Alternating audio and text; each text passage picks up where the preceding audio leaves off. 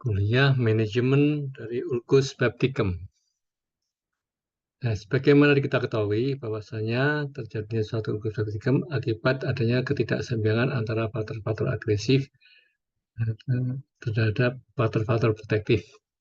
Mana faktor agresif ini ada beberapa, dan yang paling menonjol penting adalah adanya penggunaan NSAID atau bakteri yang disebut dari Helicobacter pylori, suatu bakteri gram negatif, mana dia menginfiltrasi permukaan mukosa, di mana mukosa ini pada dasarnya terdiri beberapa lapis ya, dinding dalam dari gaster ini luminal, yaitu ada yang mukosa layer, lapisan mukosa, kemudian gradient ionik, kemudian juga ada lapisan bikarbonat dan juga prostaglandin, sehingga membentuk satu limfa netral yang mengamankan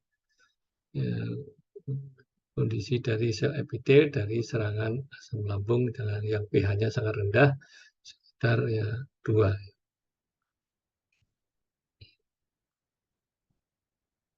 Nah, sebagaimana tadi kita sebutkan bahwa penyebab dari Ulkus Baptikem itu adalah NSAID dan juga Helicobacter pylori yang paling sering ya, di mana NSAID bisa menimbulkan suatu peradangan di permukaan di mukosa gaster, mulai jalur sistemik maupun topikal ya.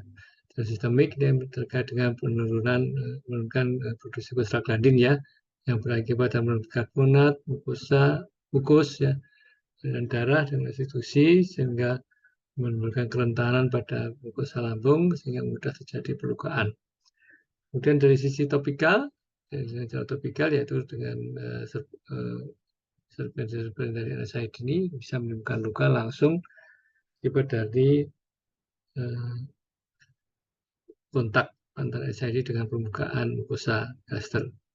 Kemudian faktor dari Helicobacter pylorinya ini terkait juga oleh faktor virulensinya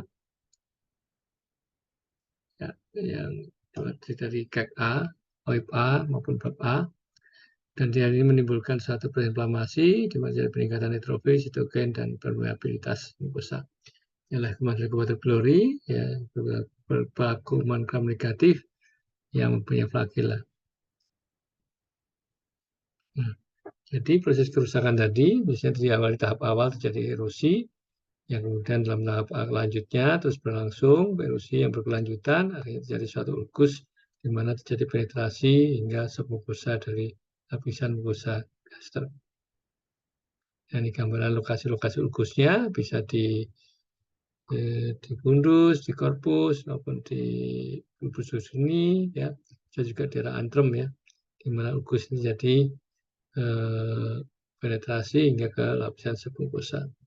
Di gambar secara endoskopik ya, gambaran dari ulkus gaster ya, ini dan yang sudah dalam ya, dan ini masih superficial ya, masih belum mencapai ke daerah submukosanya. Terkait dengan penyebab, tadi sudah disebutkan bahwa penyebab tersering adalah adanya NSAID atau adanya infeksi Helicobacter pylori. Kalau terkait penyebab NSAID, tentunya kita bisa melacak masalah penggunaan NSAID ini dari pasien tersebut hasil anamnesa terkait dengan komorbid yang mungkin membutuhkan obat-obat NSAID, yaitu seperti halnya penyakit dengan penyakitnya rematik atau juga dengan penyakit chronic artery disease ya, di mana sering terjadi penggunaan salisilat ya. Ini juga menjadi penyebab juga sering terjadi suatu ulkus baptikem.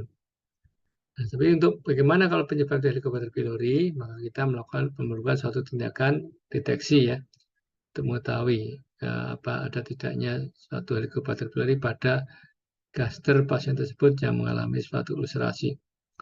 Yang pertama adalah pemeriksaan endoskopi dengan biopsi, yaitu dilakukan pemeriksaan berdasarkan histologinya, yang uras activity-nya ya, di mana ini mencapai spesifitas di atas 90% semua, dengan spesifitasnya histologi 100%, urasi activity atau dengan pemeriksaan rapid urea test ya, itu mencapai lebih dari 90%, dan juga bisa juga dengan kultur, dan kultur sensitivitasnya rendah tapi spesifitasnya tinggi. Nah, pada penggunaan pada pemeriksaan secara histologi dan aktivitas urea tesnya, ini sensitif terhadap sensitivitasnya berkurang menggunakan PPI, bismut, antibiotik ya, sehingga perlu dilakukan penghentian terapi terlebih dahulu. Obat-obat PPI 2 minggu ya. Kemudian untuk antibiotik bisa sampai 4 minggu ya, sehingga ini perlu dihentikan dulu sebelum dilakukan pemeriksaan endoskopik untuk mendeteksi adanya suatu penyebab yang disebut Helicobacter pylori ya. Sementara untuk kultur yang memerlukan teknis sulit ya. Nah, kemudian pemeriksaan yang adalah serologi, IgG ya, IgG serologi ini sensitif spesimen relatif rendah ya, dengan variasi yang luas, sehingga mungkin tidak begitu layak untuk dipakai. Sementara yang paling tepat digunakan adalah serial blood test atau H. pylori stool antigen ya. Serial blood test ini mencapai sensitif 95% ya, sampai 100, kemudian spesifitasnya 198%. Sementara Helicobacter pylori antigen ini juga tinggi, di atas 90% ya. Dan sampai spesifikasi juga sampai 94 sampai 95%. Namun demikian juga ada berita yang dipengaruhi oleh faktor PPI, bismut, antibiotik sehingga perlu dihentikan terlebih dahulu selama 2 sampai 4 minggu. Sementara untuk Helicobacter pylori antigen ini bisa digunakan, bisa mengutuk tes pasca terapi lebih cepat, yaitu hanya 7 hari setelah terapi. Itu bisa dipakai untuk mendeteksi apakah Helicobacter pylori sudah hilang atau belum. Sementara untuk diabetes ini butuh waktu 1 bulan pasca penghentian terapi untuk mendeteksi apakah masih ada Helicobacter pylori atau tidak, untuk menghindari suatu kondisi yang disebut negatif palsu. Ini juga penelitian yang kita lakukan pola histopatologik pada pasien biopsi gaster ya, Helicobacter pylori yang positif di Sajito ya, di publikasi tahun 2000. Ternyata dari 92 pasien yang kita teliti secara histopatologik, ternyata Helicobacter pylori yang positif 21 ya, 22,8%. Di mana pada penelitian ini kita menggunakan 3 pemeriksaan, yaitu pemeriksaan hematoksin eosin ya, atau KIMSA untuk pemeriksaan histopatologinya, kemudian pemeriksaan dengan rapid urea test, CLO test ya, dan juga pemeriksaan serologik dan IgG H. pylori. Jadi kalau ditemukan 2 dari 3 itu positif, maka berarti Helicobacter pylori kita anggap positif. Di sini kita temukan bahwa untuk ulkus, cuma 3 ulkus dan semuanya memang Helicobacter pylori yang positif. Sementara bervariasi untuk mereka yang hanya bersifat peradangan kronis ya, dan pada suatu ulcerasi. Nah, fisiologi dari asam lambung memang dipengaruhi oleh beberapa hal yang menjadi stimulus dasar dari sekresi asam, yaitu ada histamin, gastrin, asetilkolin ya, yang dilepaskan dari enterik postganglionik, somatostatin, dan juga hal-hal lainnya itu grelin, neuropeptide, GRP. Tapi yang paling berperan sekali sebenarnya 2 hal ini, yaitu histamin dan gastrin. Nah, ini kita lihat gambarnya. Sini nampak bahwa ada beberapa faktor histamin ya, kemudian juga asetilkolin dan juga gastrin ya. Ini 3 hal ini menjadi induktor ya, dan produksi dari asam lambung. Di mana ini pada di dalam intraseluler antara asetilkolin dan gastrin melalui jalur CA dependent pathway, sementara untuk yang histamin melalui jalur CAMP dependent pathway, ya, sehingga menginduksi suatu peralihan antara produksi asam dengan penarikan dari kalium ya dalam gaster, sehingga ini akan menimbulkan produksi interaksi dengan klorida, sehingga akan terbentuk suatu HCl ya, bersifat asam, sangat asam, pH mencapai 2 dan masuk ke dalam domain gaster. Nah, di sini dilihat ada peran-peran obat yang memang bertujuan untuk menekan produksi asam lambung, yaitu adalah histamin H2 antagonis yang terkenal dengan chlorhydrin, famotidin ya. Kemudian juga obat-obat yang langsung menghambat produksi asam melalui penghambatan pada H+ ATPase, yaitu protein inhibitor ya. Sehingga yang merupakan obat yang lebih efektif dibandingkan dengan obat-obat yang histamin H2 reseptor antagonis. Nah, bagaimana mengobati ulkus peptikum? Nah, target dari suatu terapi, goal dari terapi peptic ulcer ini adalah mengurangi ya gejala-gejala yang ada, meningkatkan ulcer healing pada daerah mukosa yang terkena, dan juga mencegah terjadinya suatu kekambuhan. Hal penting dalam proses perjalanan penyakit ini adalah ditemukannya oleh obat-obatan ya. Jadi antaranya lah histamin reseptor agonis ya.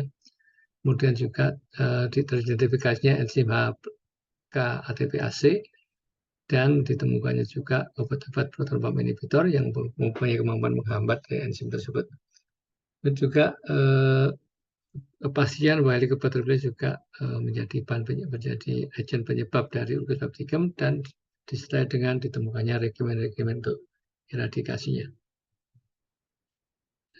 Dalam rangka mencegah ulkus pepticum ya, maka diperlukan, dan juga dalam hal terapi ulkus pepticum ini, maka pH memegang peran penting. pH dari asam lambung yang pada kondisi normal adalah sekitar 2, maka apabila dia bisa dinaikkan pH-nya dengan penggunaan obat-obatan, bisa di atas 3,5 atau sama dengan 3,5 ya, itu menurunkan insidensi stress ulcer.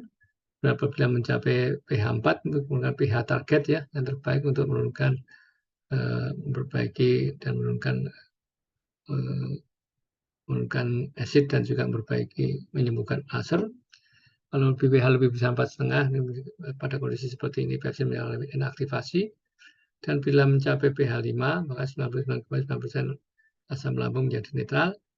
Dan apabila tercapai pH 6, maka ini pH terbaik ya, pH pilihan ya, untuk menurunkan atau menghentikan perdarahan GI, khususnya perdarahan peptic ulcer. Nah, obat-obat yang sering digunakan dalam terapi ulkus pepticum ini ada beberapa, yaitu penggunaan antasida, ini suatu terapi yang murah, namun demikian komplainnya rendah, tidak efektif untuk gastric ulcer, ya. Tidak dapat secara konsisten bertahan pH intergastrik ya, dan juga mungkin risiko interaksi dengan obat-obat lainnya. Namun demikian, ini mungkin menjadi, karena sifatnya sebagai neutralizing agent, mungkin menjadi obat yang dalam tempo cepat bisa menurunkan gejala-gejala seperti efficacy pain pada pasien tersebut di awal terapi. Kemudian ada 2 reseptor antagonis, ini juga ada beberapa, cimetidine dan ginkautidine. Ini bisa secara konsisten mempertahankan pH intergastrik 4-8 jam, tapi kurang efektif pada sekresi asam yang distimulasi oleh makanan ataupun pada siang hari. Yang lebih tepat digunakan pada saat perut kosong malam hari. Kemudian kelemahan lainnya adalah adanya tachyphylaxis pada tahap awal, sehingga tidak efektif untuk mencegah ulkus gaster pada pengguna NSAID. Nah, ini tadi gambarannya bagaimana H2RA menunjukkan toleransinya tachyphylaxis dalam 72 jam, tidak stabilannya ya, penggunaan ranitidin ya, dibandingkan dengan penggunaan omeprazol ya. Di sini omeprazol stabil ya, pH di atas 6, sementara ranitidin tidak stabil ya. Ya, ini.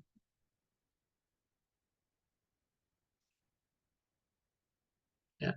Dan proton pump inhibitor, ini ada beberapa yang kita kenal, omeprazol, lansoprazol, pantoprazol, aripiprazol, dan esomeprazol.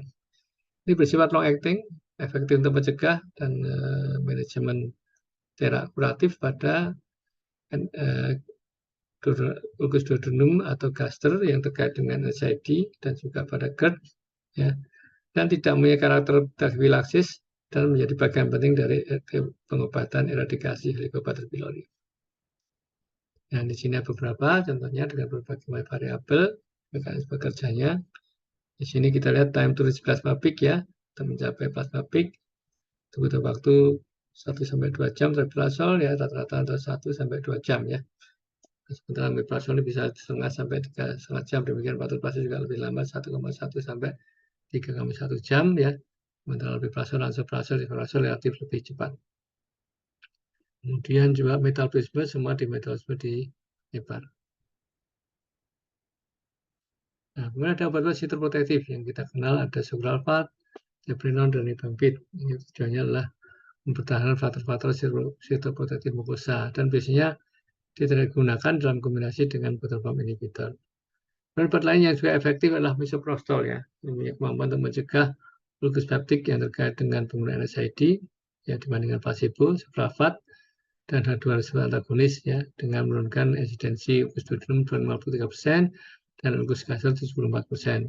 Namun demikian ada adverse event-nya yaitu abdominal cramp dan seringkali diare, dan yang lebih utama lagi adalah seringkali disalahgunakan untuk tindakan aborsi. Sehingga untuk saat ini secara umum kita sudah hampir tidak menggunakan lagi misoprostol karena kekhawatiran dari risiko akhir ini. Meskipun sebenarnya obat ini sangat efektif untuk itu.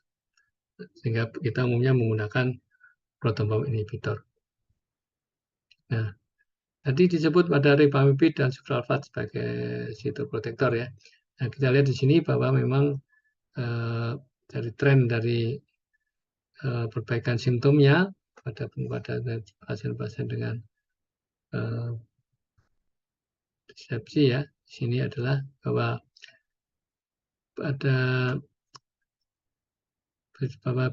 ribamycin mempunyai efektivitas lebih baik dalam hal menurunkan nyeri lambung, gaster, abdomen ya, dan juga mengurangi kembung, reflux ya, dan juga sering sendawa, jadi lebih baik daripada sucralfate. Juga demikian terkait dengan dengan keluhan terkait dengan total skor ya, terkait dengan GI simptom antara ribamycin dengan sucralfate dalam perjalanan hingga 8 minggu ternyata ribamycin lebih baik daripada sucralfate. Demikian juga dalam hal penghambatan inflamasi mukosa gaster dengan ribamycin dan sucralfate ternyata juga menunjukkan bahwa ribamycin lebih baik daripada penggunaan sucralfate ya dalam hal inflamasi perbaikan inflamasi mukosa gaster.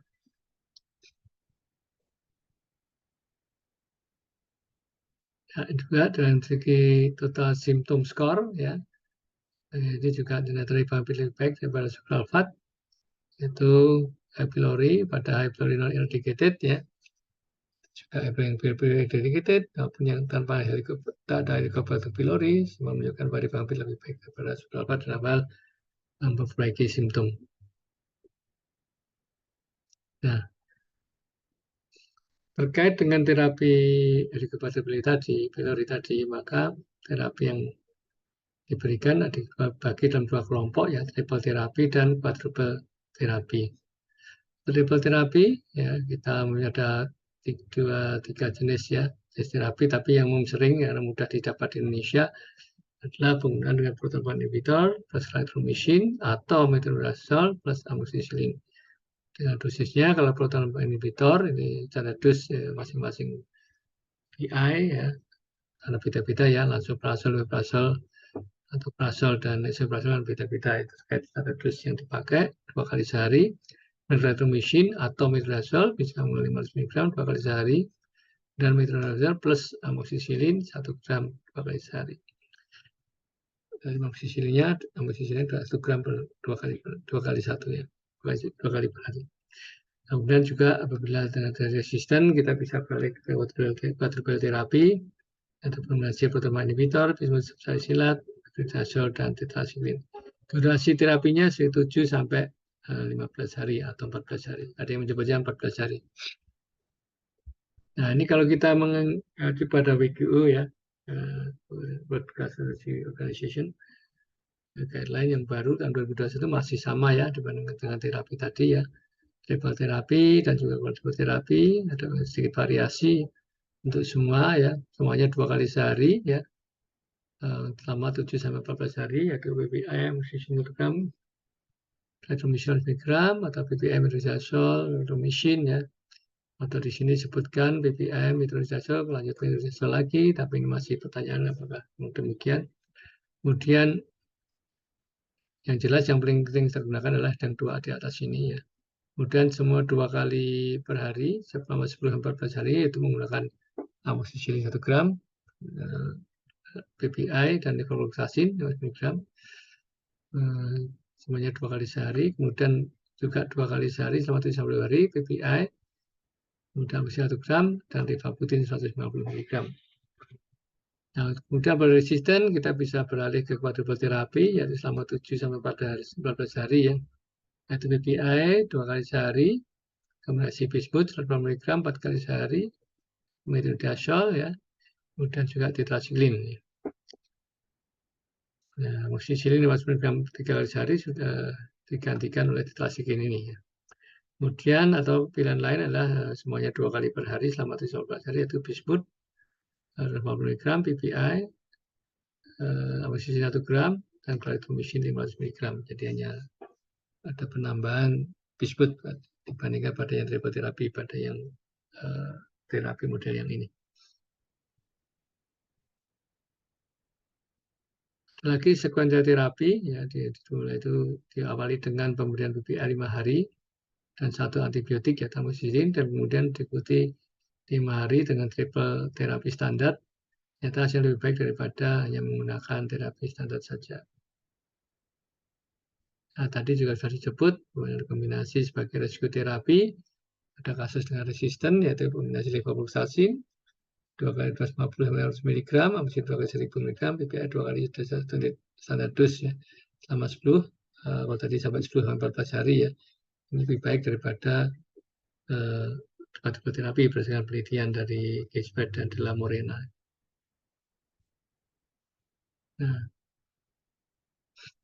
Nah, para first-line terapi helikopter ini mengalami 3% kegagalan terapi yang disebabkan oleh antibiotik resisten, khususnya erythromycin dan atau metronidazole, dari 2 obat yang sering mengalami resistensi. Ya.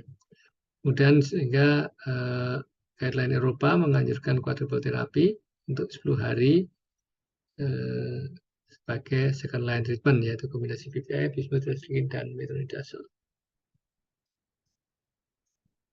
Kemudian bagaimana dengan pasien-pasien yang mengalami suatu ulkus septicem karena suatu penggunaan NSAID? Ini diklasifikasikan 3 faktor risiko, yaitu dengan high risk, kemudian moderate risk, dan low risk. Yang high risk adalah mereka yang mempunyai riwayat ulkus septicem yang komplikasi sebelumnya, kemudian juga memiliki lebih dari 2 faktor risiko ya. Kemudian moderate risk itu saat mulai memiliki 1-2 faktor risiko, yaitu mereka yang umurnya di atas 65 tahun, yang pengguna high dose NSAID, kemudian juga ada riwayat ulkus septicem tapi tidak komplikasi, kemudian pada pengobatan dengan aspirin, kortikosteroid, atau antikoagulan. Sementara yang disebut low risk adalah yang memang tidak punya faktor risiko.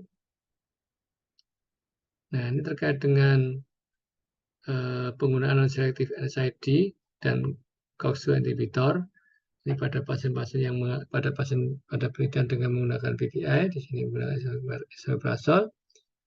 Ini nampak bahwa mereka yang menggunakan PPI relatif aman, sementara penggunaan obat-obat NSAID bahkan dengan COX-2 inhibitor sekalipun itu tetap punya risiko terjadinya suatu erosi atau ulcerasi dibandingkan mereka yang dikombinasikan dengan pemberian PPI.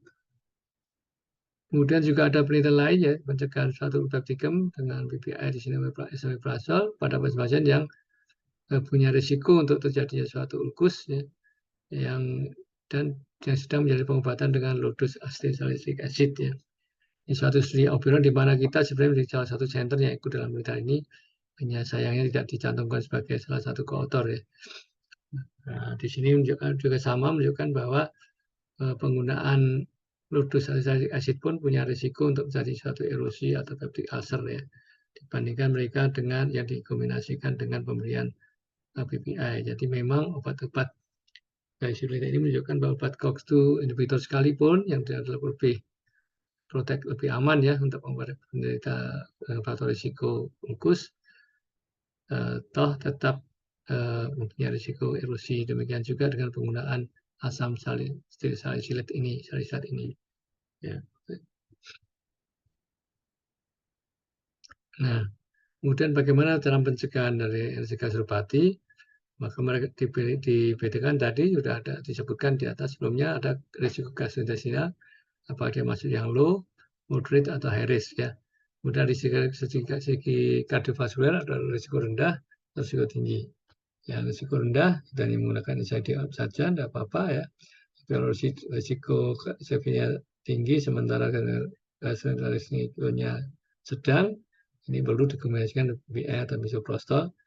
Kalau high, alternatif terapi lain-lain kalau bisa mungkin atau COX-2 inhibitor tetap ditambah dengan PPI atau misoprostol karena akan penggunaannya pasti akan jangka panjang karena bersifat suatu prevention pencegahan. Kemudian untuk mereka yang high CV risk itu untuk yang low penggunaan naproxen boleh dibutuhkan tetap kombinasi dengan PPI atau misoprostol. Kemudian untuk yang moderate sama. Dan untuk yang high, hindari NSAID atau COX-2 inhibitor, cari terapi alternatif lain. Apabila memang diperlukan suatu antiinflamasi, ya, atau penggunaan suatu anti radang, ya, pada bisa dibutuhkan punya komorbid yang membutuhkan obat-obat seperti itu. Nah, terkait manajemen dari lupus pepticum ini, yaitu untuk yang mereka untuk pengguna OINS dengan helicobacter negatif, maka pemberian proton inhibitor berlangsung selama 4 minggu, ya, yaitu pada 2 lupus dulu dan 8 minggu pada lupus Gaster. Nah, ada beberapa laporan mengenai efek dan komplikasi dari penggunaan proton inhibitor jangka panjang ya, tapi seperti ini pada efek pada vitamin dalam sumber mineral, vitamin dan sebagainya itu masih conflicting riset, tidak ada buktinya. Kemudian terkait dengan clopidogrel, ini PPI dan clopidogrel mempunyai titik tangkap sama ya, metabolisme plasma yang sama yaitu sitrulkomen 450, sehingga menimbulkan suatu hipotesis ada satu kompetisi pada CYP 2C19 yang mungkin menurunkan aktivitas biologik dari clopidogrel. Hal ini didukung oleh suatu observation study ya di Inggris waktu itu sampai 50.000 sampel, satu studi observasional. Tapi kemudian hasil dari kemudian dilakukan suatu RCT ya, study suatu RCT yang dibuat study membuktikan bahwa orang-orang penderita yang memang membutuhkan perlindungan dengan PPI, sementara dia menggunakan juga suatu clopidogrel, ternyata lebih sering mengalami risiko perdarahan upper GI ya dibandingkan dengan risiko kardiovaskulernya, sehingga sehingga penggunaan ini menjadi hal yang penting dan artinya tidak ada terbukti ada suatu efek kardiovaskuler pada penggunaan PPI dan clopidogrel dengan PPI yang manapun, baik itu yang lansoprazol, esomeprazol, maupun pantoprazol, maupun omeprazol itu sendiri. Kemudian risiko pneumonia, ini konfirmator masih ada konfirmator, ya juga ada heterogenitas daripada hasil. Kemudian Clostridium difficile, ini terbukti tidak cukup, ada hal lain seperti diare, spontaneous SIBO, spontaneous bacterial peritonitis, ya, itu triksat, ya, ini juga belum nampak. Memang bisa pada pemberian PPI kombinasi hydroxide nampaknya memang berhubungan dengan eliminasi yang tertunda ya, hingga berisiko dikhawatirkan jadi toksisitas dari methotrexate. Namun demikian semua ini masih belum dianggap sebagai sesuatu yang sudah established ya, sehingga masih dianggap sebagai suatu theoretical analysis.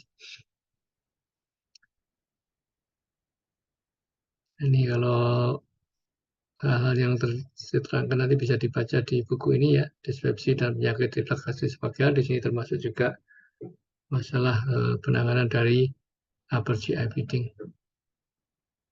Terima kasih.